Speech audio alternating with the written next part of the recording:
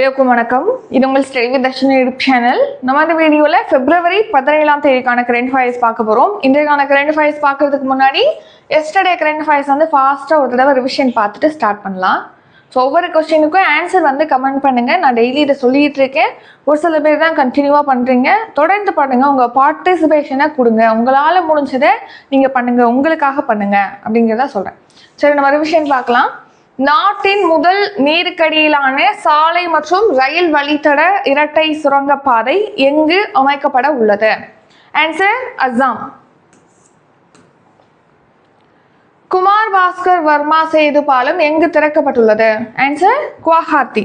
So இந்த மாதிரி பாலம் கொஸ்டின் கேட்டதுக்கு நேற்று நாட்டில் திறக்கிற எல்லா பாலம்லாம் கேட்க மாட்டாங்க கொஸ்டினில் அப்படின்னு சொல்லி ஒருத்தவங்க கமெண்ட் பண்ணியிருந்தாங்க. இது பிரைம் மினிஸ்டர் மோடி ஓப்பன் பண்ணது.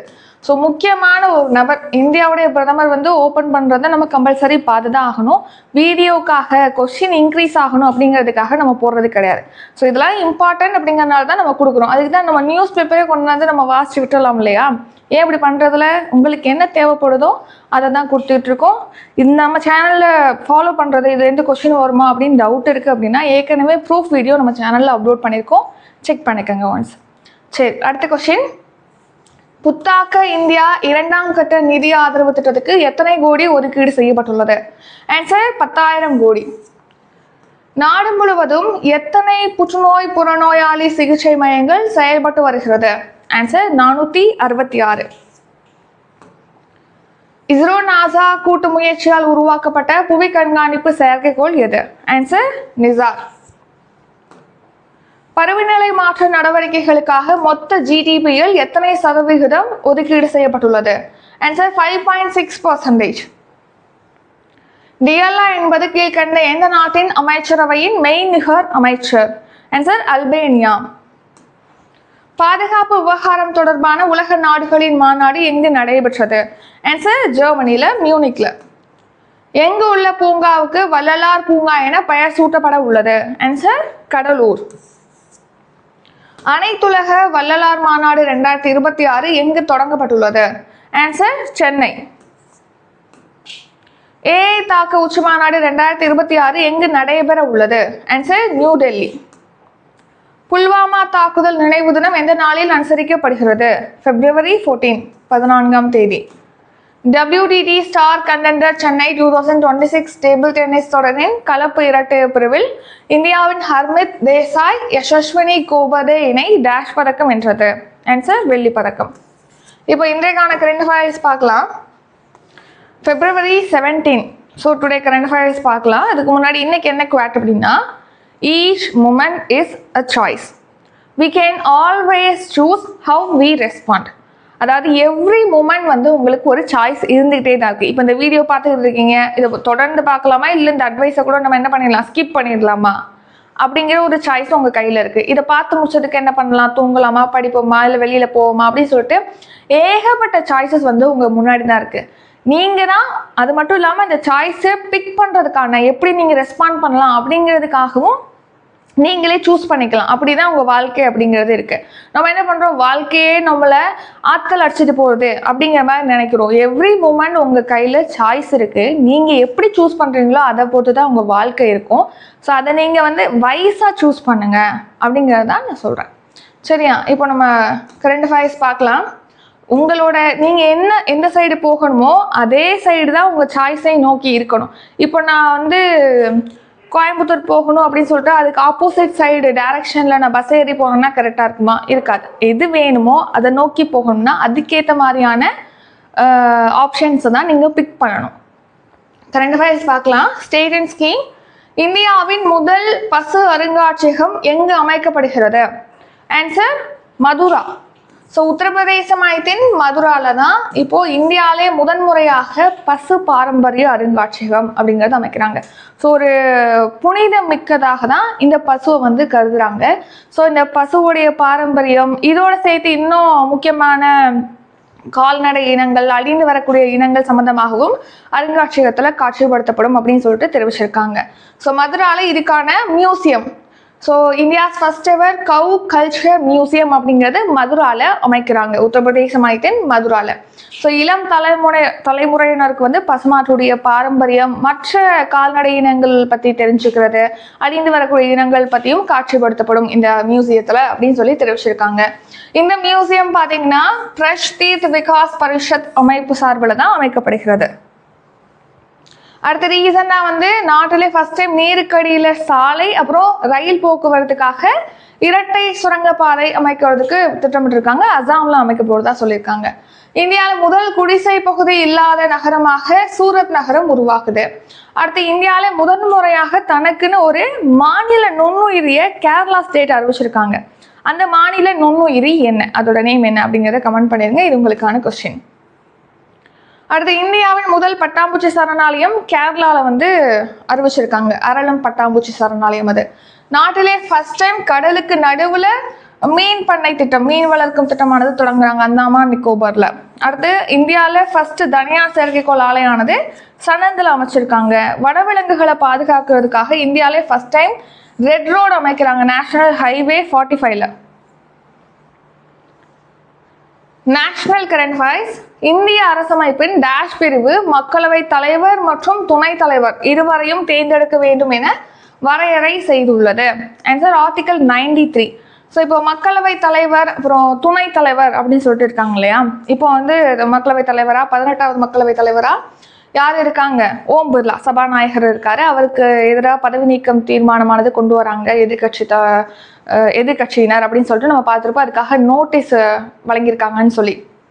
ஸோ அதை அடுத்து மக்களவையில் அவர் வழி நடத்தணும், இவர் தலைமையில் தானே அதை வழி நடத்தணும். ஸோ அதுலேருந்து இப்போ விலகி இருக்காரு அந்த பொறுப்புலேருந்து. அவருக்கு எதிராக பதவி நீக்கம் தீர்மானம் கொண்டு வரதுனால அதில் சரியான முடிவு எட்டப்படுற வரைக்கும் இவர் வந்து அந்த மக்களவையை நடத்தக்கூடிய பொறுப்புலேருந்து விலகி இருப்பார். இப்போ நம்ம 18வது மக்களவை இருக்கு இல்லையா, இதுல துணைத் தலைவர் இருக்காங்களா அப்படின்னா கிடையாது. ஆக்சுவலா ஆர்டிகல் 93 என்ன சொல்லுது அப்படின்னா சபாநாயகர், அதாவது மக்களவை தலைவர் இருக்கணும் பிளஸ் துணைத் தலைவர் இருக்கணும். மக்களவை உறுப்பினர்கள்ல 2 பேரை தலைவராகவும் ஒருத்தரை வந்து துணைத் தலைவராகவும் சூஸ் பண்ணணும் அப்படின்னு சொல்லி தான் இந்த ஆர்டிகல் 93 அப்படிங்கிறது குறிப்பிடுது.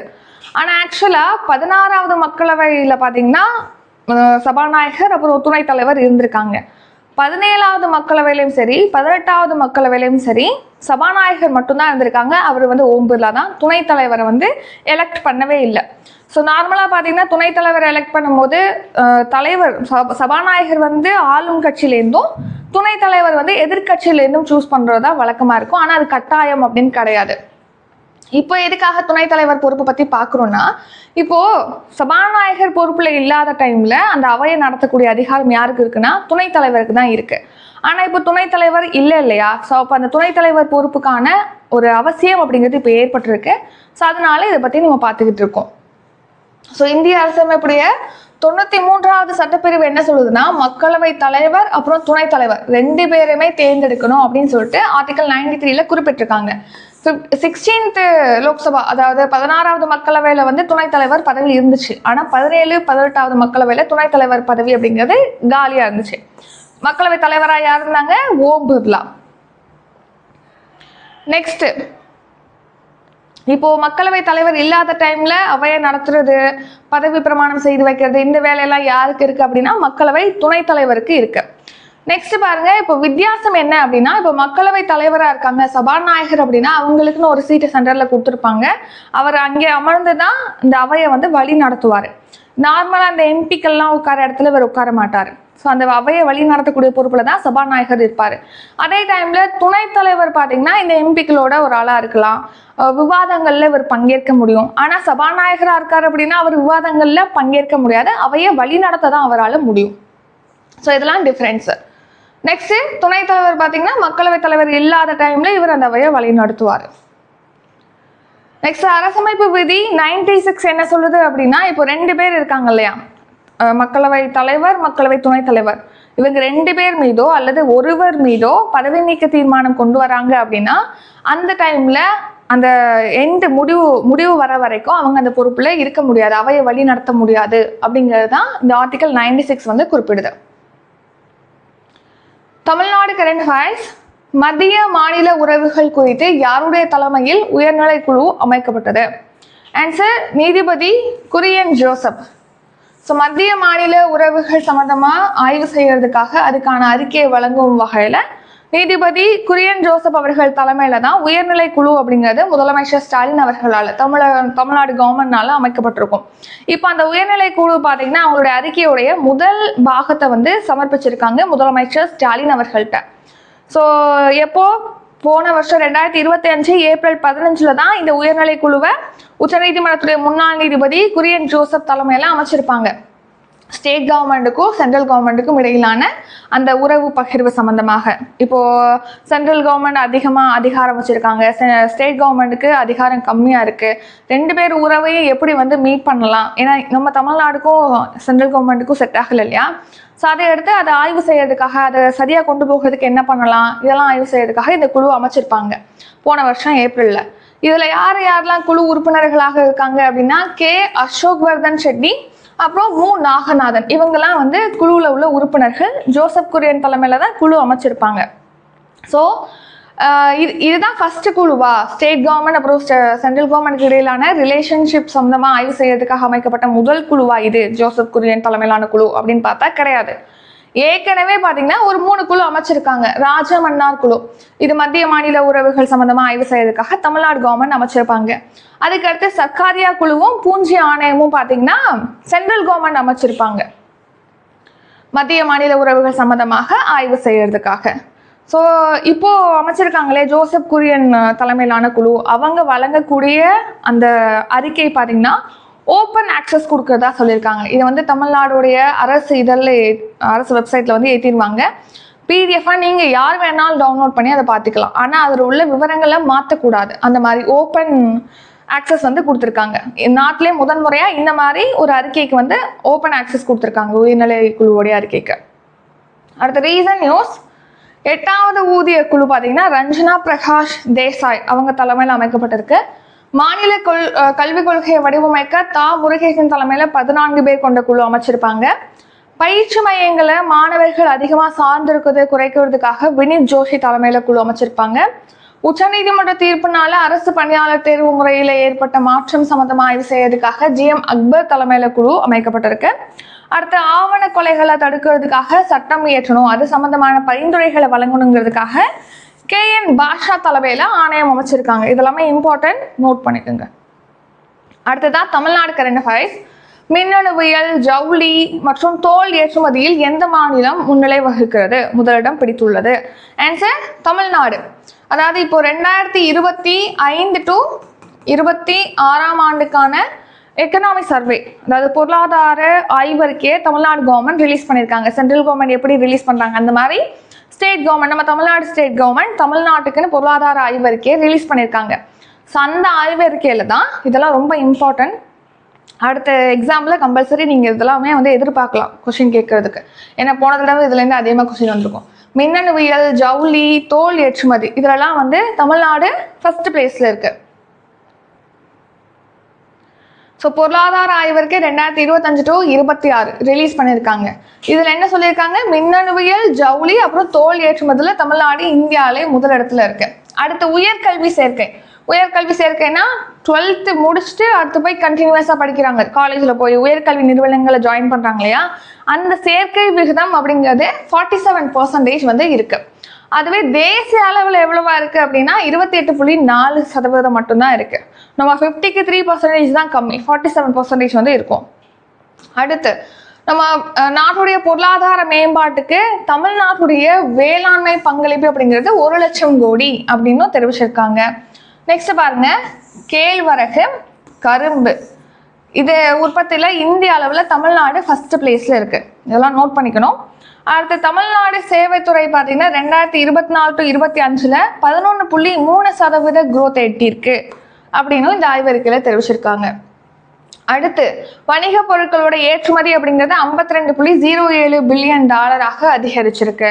அந்நிய நேரடி முதலீடு, வெளிநாடுகள்லேருந்து இன்வெஸ்ட்மெண்ட் கிடைக்கும் இல்லையா, தமிழ்நாட்டுக்கு பார்த்தீங்கன்னா அந்நிய நேரடி முதலீடு 2024 to 25 $681 மில்லியன் உயர்ந்திருக்கு அப்படின்னு சொல்லி தெரிவிச்சிருக்காங்க.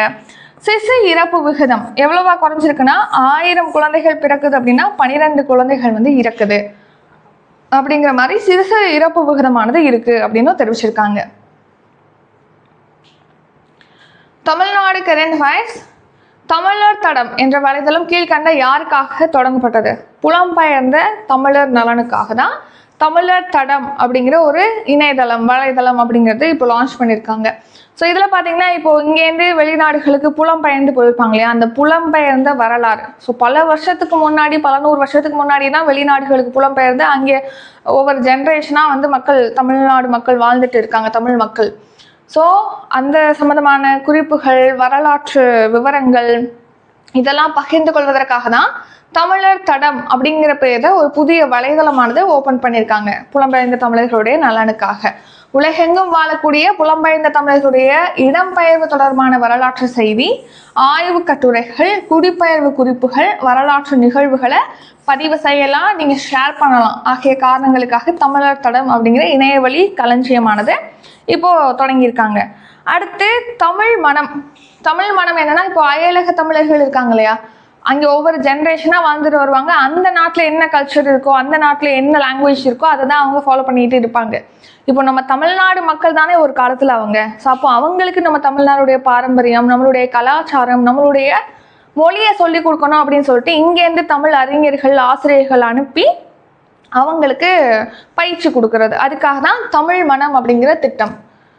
ஸோ தமிழ் கலைஞர்கள், ஆசிரியர்கள் அனுப்பி அவங்களுக்கு நேரடி பயிற்சி வகுப்புகள் மூலமாக அயலக தமிழர்களுக்கு தமிழ் மொழி, தமிழர்களுடைய கலைகளை கற்பிக்கணுங்கிறதுக்காக தமிழ் மனம் திட்டம் லான்ச் பண்ணியிருக்காங்க. இந்த திட்டத்தில் இப்போ ஒரு 8 நாடுகளுக்கு பயிற்றுனர்களை அனுப்பி வைக்கிறதுக்கு பணி நியமன ஆணைகளை தமிழக அரசு வழங்கியிருக்கு, ஒரு 10 பயிற்றுனர்களுக்கு. அடுத்து தமிழ்நாடு கரண்ட் அஃபேர்ஸ். எங்கு கட்டப்பட்டுள்ள புதிய மேம்பாலத்துக்கு நேதாஜியின் பெயரானது சூட்டப்பட்டுள்ளது? ஆன்சர் மதுரை. ஸோ இப்போ மதுரையில் கட்டப்பட்டுள்ள ஒரு புதிய மேம்பாலத்துக்கு பார்த்தீங்கன்னா நேதாஜி சுபாஷ் சந்திர போஸ், சுதந்திர போராட்ட வீரர் நேதாஜி சுபாஷ் சந்திர போஸுடைய பெயரானது சூட்டப்பட்டிருக்கு அப்படின்னு சொல்லிட்டு முதலமைச்சர் ஸ்டாலின் அவர்கள் தெரிவிச்சிருக்காங்க. ஸோ இதை வந்து February 21 திறக்க போகிறாங்க. இதோட நீளம் 1.3 கிலோமீட்டர். எவ்வளோ கோடியில் அமைச்சிருக்காங்கன்னா 213 கோடியில். யாருடைய பெயர் அமைக்கிறாங்க? நேதாஜியுடைய பெயர். எங்கே கட்டப்பட்டுள்ள மேம்பாலம்னா மதுரையில் கட்டப்பட்டது. இதே மாதிரி ரீசெண்டாக பார்த்தோம்னா தியாகி இமானுவேல் சேகரனாருடைய மணிமண்டபத்துக்கு வந்து மணிமண்டபமானது ராமநாதபுரத்தில் அமைச்சிருக்காங்க. காளிங்கராயர் முழு உருவ வெண்கல சிலை அப்படிங்கிறது ஈரோடுல அமைச்சிருக்காங்க. மாமல்லன் நீர்த்தேக்கத்துக்கு பார்த்தீங்கன்னா அடிக்கல் நாட்டிருக்காங்க இப்போ முதலமைச்சர் ஸ்டாலின் அவர்கள். ரீசெண்டாக ஜிடி நாயுடுவோட பெயர் வந்து ஒரு எங்கு கட்டப்பட்டுள்ள பாலத்துக்கு சூட்டியிருப்பாங்க. இதுக்கான ஆன்சரே கமெண்ட் பண்ணுங்க. ஏற்கனவே ஒரு கொஸ்டின், இது 2வது கொஸ்டின், ரெண்டுக்குமே ஆன்சர் பண்ணிடுங்க. அடுத்து தமிழ்நாடு கரண்ட் அஃபேர்ஸ். 2026 to 27 ஆண்டுக்கான தமிழக இடைக்கால நிதிநிலை அறிக்கையை தாக்கல் செய்ய உள்ளவர் யார்? யார் நிதியமைச்சரோ அவங்க தான் அந்த பட்ஜெட்டை தாக்கல் செய்வாங்க. இங்கே இடைக்கால பட்ஜெட், ஏன் தமிழக நிதிநிலை அறிக்கை அப்படின்னு பார்க்காம இடைக்கால நிதிநிலை அறிக்கைன்னு பார்க்குறோன்னா, இந்த வருஷம் எலெக்ஷன் கண்டக்ட் பண்ண போகிறாங்க. ஸோ இப்போ எலெக்ஷன் நடக்க போகிறதுக்கு முன்னாடி, எலெக்ஷன் நடந்ததுக்கப்புறம் புதிய அரசு அமைப்பாங்க இல்லையா, அவங்க தான் முழு பட்ஜெட் தாக்கல் செய்வாங்க. ஸோ அதுக்கு இடைப்பட்ட காலத்துக்கு மட்டும் இந்த இடைக்கால பட்ஜெட்டுங்கிறது தாக்கல் செய்வாங்க. யார் நிதியமைச்சர்? தங்கம் தென்னரசு, அவர் தான் இந்த பட்ஜெட்டை வந்து தாக்கல் செய்வார். ஸோ அதை அடுத்து வேளாண் நிதிநிலை அறிக்கையும் இருக்கு இல்லையா, அந்த வேளாண் நிதிநிலை அறிக்கையை வேளாண் துறை அமைச்சர் MRK பன்னீர்செல்வம் வந்து தாக்கல் செய்வார்.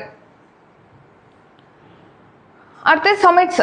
தமிழ்நாடு பொருளாதார ஆய்வறிக்கை 2025 to 26 யாரால் வெளியிடப்பட்டது? Answer MK Stalin. முதலமைச்சர் ஸ்டாலின் அவர்கள் தான் 2025 to 26 நிதியாண்டுக்கான பொருளாதார ஆய்வறிக்கை, தமிழ்நாடு பொருளாதார ஆய்வறிக்கையை ரிலீஸ் பண்ணியிருக்காங்க. இதில் உள்ள ஒரு சில டீட்டெயில்ஸ் வந்து முன்னாடி உள்ள ஒரு கொஸ்டின்லேயே பார்த்துருப்போம். ப்ளஸ் இதுலேயும் ஒரு சில இன்ஃபர்மேஷன் இருக்கும், அதையும் சேர்த்துக்கங்க. ஸோ நம்ம தமிழ்நாடுடைய பொருளாதார வளர்ச்சி பார்த்திங்கன்னா டபுள் டிஜிட்டில் வந்திருக்கு. ஸோ இந்தியாவிலே தமிழ்நாடு தான் 2024 to 25 அதிகமான பொருளாதார வளர்ச்சியை வந்து பதிவு செஞ்சிருக்கு. அது மட்டும் இல்லாமல் டபுள் டிஜிட்டில் பதிவு செஞ்சிருக்கு, அதாவது 11.19% பதிவு செஞ்சிருக்கு. ஸோ நம்ம நாட்டுடைய வளர்ச்சியை விட ஏறத்தாழ இது 2 மடங்கு அதிகம் அப்படின்னு தெரிவிச்சிருக்காங்க. இந்த பொருளாதார ஆய்வறிக்கையை மாநில திட்டக்குழு தான் தயாரிச்சிருக்காங்க. இதை வந்து முதலமைச்சர் ஸ்டாலின் அவர்கள் ரிலீஸ் பண்ணியிருக்காங்க. பொருளாதார ஆய்வறிக்கையில என்னென்னலாம் சொல்லியிருக்காங்கன்னா, நம்ம தமிழ்நாட்டுடைய தனிநபர் வருமானம் பெர் கேபிட்டா இன்கம் அப்படிங்கிறது 3.62 லேக், அதாவது 3.62 லட்சமாக இருக்கு 2024 to 25 அப்படின்னு சொல்லியிருக்காங்க. ஸோ இது நம்ம நாட்டுடைய சராசரியை விட 1.77, அதாவது கிட்டத்தட்ட 2 மடங்கு அதிகம் பெர் கேபிட்டா அப்படின்னு சொல்லியிருக்காங்க. அடுத்து உற்பத்தி தொழில்துறையில 14.74% வளர்ச்சியை இந்தியா, அதாவது தமிழ்நாடு பதிவு செஞ்சிருக்கு. இந்தியாவோட ஒப்பிடும்போது 4.5% உற்பத்தி துறை வளர்ச்சி அதிகம் தமிழ்நாட்டில். அடுத்து நம்ம நாட்டுடைய ஒட்டுமொத்த உற்பத்தி துறை வேலை வாய்ப்புல 15% பங்களிப்பை வந்து தமிழ்நாடு தான் வழங்குது. ஸோ இந்திய அளவில் தமிழ்நாடு ஃபர்ஸ்ட் பிளேஸ்ல இருக்கு உற்பத்தி துறை வேலை வாய்ப்பு பொறுத்த வரைக்கும் 15% பங்களிப்போட. கல்வி, ஆரோக்கியம், சமூக நலத்திட்டங்களுக்காக தமிழக அரசு நிதி எவ்வளவுக்கு ஸ்பெண்ட் பண்றாங்க அப்படின்னா 1.57 லேக் crore வந்து ஸ்பெண்ட் பண்ணியிருக்காங்க. தொழிலாளர் பங்கேற்பு அப்படிங்கிறது 72.1% அதிகரிச்சிருக்கு. வேலையின்மை அப்படிங்கிறது தமிழ்நாட்டில் 3.5% குறைஞ்சிருக்கு. அடுத்து ஏற்றுமதி, ஏற்கனவே பார்த்தோம் முன்னாடி உள்ள கொஸ்டின்ல, $52.07 பில்லியன் மதிப்பை எட்டிருக்கு ஏற்றுமதி தமிழ்நாட்டில். Next awards. 2025 ஆண்டிற்கான கலைத்துறை வித்தகர் விருதுக்கு தேர்வு செய்யப்பட்ட மூத்த திரைப்பட இயக்குனர் யார்? Answer SP Muthuraman. ஸோ இப்போ இந்த கலைஞர் கலைத்துறை வித்தகர் விருது அப்படிங்கிறது பார்த்தீங்கன்னா திரையுலகில், அதாவது நம்ம தமிழ் திரையுலகில் வாழ்நாள் சாதனையாளர்களுக்கு இந்த கலைஞர் கலைத்துறை வித்தகர் விருது அப்படிங்கிறது கொடுக்குறாங்க. இப்போ SP முத்துராமன் அவர்களுக்கு 2025 ஆண்டுக்கான விருதுங்கிறது அறிவிச்சிருக்காங்க. அது முதலமைச்சர் ஸ்டாலின் அவர்கள் இந்த விருதை வந்து வழங்கியிருக்காங்க. அது மட்டும் இல்லாமல் 2025 ஆண்டுக்கான விருது பழம்பெரும் நடிகை MN ராஜம் அவர்களுக்கு அறிவிச்சிருக்காங்க. இதுக்கு ரொக்க பரிசா பார்த்தீங்கன்னா 10 லட்சம் கொடுக்குறாங்க. அடுத்து சமிட்ஸ். தில்லியில் நடைபெற்ற AA உச்சி மாநாட்டை தொடங்கி வைத்தவர் யார்? Answer Narendra Modi. Prime minister Modi அவர்கள் தான் தில்லியில் இப்போ தொடங்கப்பட்டுள்ள AA உச்சி மாநாடு, செயற்கை நுண்ணறிவு தாக்கம் குறித்த மாநாடு. எஸ்டர்டே கரண்ட் அஃபேர்ஸே பார்த்துட்டு போயிட இப்போ ஏன் பார்க்குறோன்னா, பிரைம் மினிஸ்டர் மோடி அவர்கள் இப்போ திறந்து வச்சிருக்காங்க இந்த மாநாட்டை, அதாவது இன்னாகிரேட் பண்ணியிருக்காங்க. ஸோ அதை எடுத்து அதை பற்றி நம்ம பார்க்குறோம். ஏற்கனவே பார்த்தது தான் எல்லாமே. கருப்பொருள் மட்டும்தான் எக்ஸ்ட்ரா ஆட் பண்ணியிருக்கோம். நேற்று உள்ள கரண்ட் அஃபேர்ஸ்லேருந்து எக்ஸ்ட்ரானா கருப்பொருள் மட்டும். என்ன கருப்பொருள் இந்த மாநாட்டுக்கு அப்படின்னு கேட்டிங்கன்னா, அனைவருக்கும் நலன் மற்றும் அனைவருக்கும் மகிழ்ச்சி. அனைவருக்கும் நலன், அனைவருக்கும் மகிழ்ச்சி.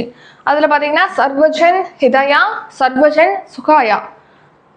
சார் இதை பார்த்துக்குங்க. யார் யார் பார்ட்டிசிபேட் பண்ணுறாங்க, முக்கியமான நபர்கள், கூகுள், ஓப்பன் AI நிறுவனம், அப்புறம் மைக்ரோசாஃப்டுடைய நிறுவன தலைவர்களும் பங்கேற்கிறாங்க.